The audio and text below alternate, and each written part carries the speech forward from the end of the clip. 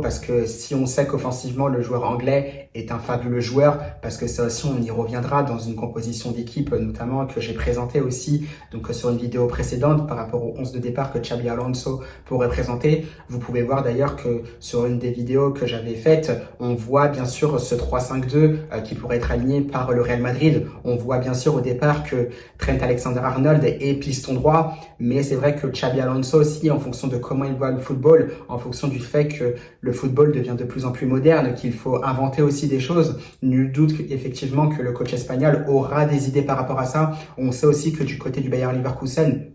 on avait aussi ces pistons par moments qui pouvaient rentrer à l'intérieur du jeu, notamment c'était le cas d'Alejandro Grimaldo, et là bien sûr avec Trent Alexander-Arnold, avec la qualité qu'il a, effectivement, son intelligence de jeu aussi par ses placements, on le sait, c'est un joueur par moments qu'on voit souvent aussi, peut-être en tant que milieu de terrain, relayeur justement par ses qualités de relance, sa qualité technique pour trouver des partenaires, même dans des zones les plus difficiles. Ça là-dessus justement, ses placements à l'intérieur peuvent être aussi très très intéressants, et je pense que Xabi Alonso travaillera certainement là-dessus. Donc bien sûr, c'est dans ce genre de schéma tactique qu'on pourrait revoir Trent Alexander-Arnold, bien sûr au départ en tant que piston droit, mais certainement par moment un peu plus à l'intérieur. Ça, on aura nos réponses évidemment lors du début de la Coupe du Monde des clubs.